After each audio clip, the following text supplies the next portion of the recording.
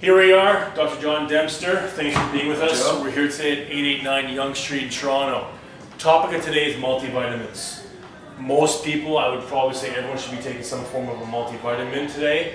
However, what do you take, how do you choose what you take, and what should you be looking for on the labels, which is going to be the topic of today. First off, one-a-day multis, good or bad?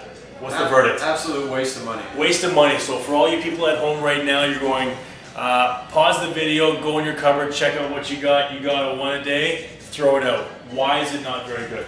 It's physically impossible to get everything we need in one capsule a day. Okay. We are living in a society of deficiencies right now, and we need to supplement to bring that up. Now, devil's advocate here. Why do they make them? Why are they so popular? Because they're convenient. Okay. Easy. Okay? We pop one pill, it's easier than taking 4 to 6 a day. Gotcha. But it's not giving us the benefit we need for the investment we're making. Okay. So right off the bat, we're looking for something that's not a one-a-day pill, not a quick fix. What are we looking for when we're buying a multi?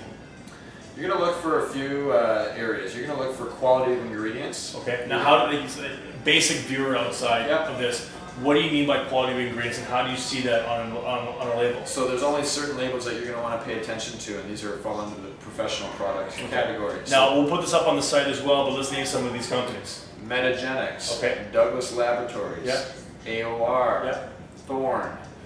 That's just to name a few, but those are some excellent high quality companies. Now, on your website, do you actually have anything on there where we can go into a complete list of supplements or multivitamins that you recommend? Eventually, absolutely, yes. Perfect. So we'll put the site up there as well. Yep.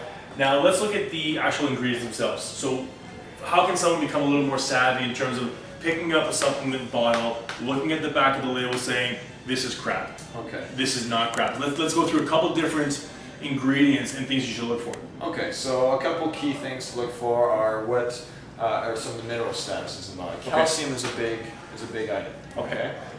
We want to look to make sure that that's not just crushed oyster shell, as you say. Right. We want to make sure that it's something your body absorbs. Now, it's true that a lot of multivitamins with poor quality does actually use, whether it be ground up oyster shells or synthetic forms of calcium that are unabsorbable by the body, but legally speaking, they can say that it contains calcium. Absolutely. But it doesn't mean that we're actually getting that calcium into our body. You're eating chalk.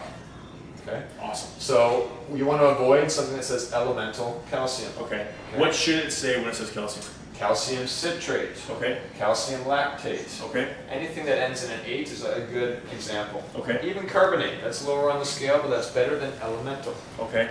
Now let's look at something like vitamin E, for example. Okay. How many different forms of vitamin E should there be in a multivitamin? There should be actually 8. 8. Chances are right now, most people watching this at home, getting their bottle of their one-a-days, for example, probably don't see 8 different types of vitamin E. And the other factor to consider is that there's one form of it that's actually synthetic that's causing problems. Which is? The alpha tocopherol. Okay. So how would you notice that on the back of the label? What would it say? It'll say vitamin E, D, alpha tocopherol. So if you had that multivitamin and it says that on the back of the label, get rid of it. I would get rid of that. Okay. And how many forms? So you mentioned before that there's multiple forms of vitamin E, and the good multivitamins out there would have all of them in it. Correct. A minimum of 4 is a great start. Okay. And if you're looking for a pure E, it's 8.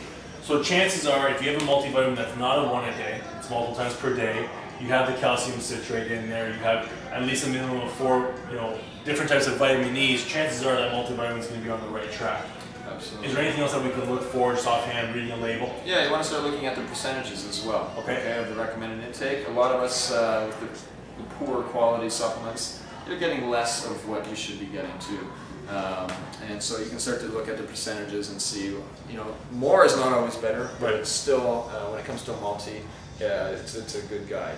Perfect. Okay. Now what we're going to do as well is at the end of this clip, I'm actually going to put a list, and we'll talk a little bit later on, we'll put a whole list of all the different brand recommendations that we'd recommend, and some of this information as well will be eventually found on your site, which is? drdempster.com. Awesome. Appreciate it. Thanks a lot, John. Okay, Joe.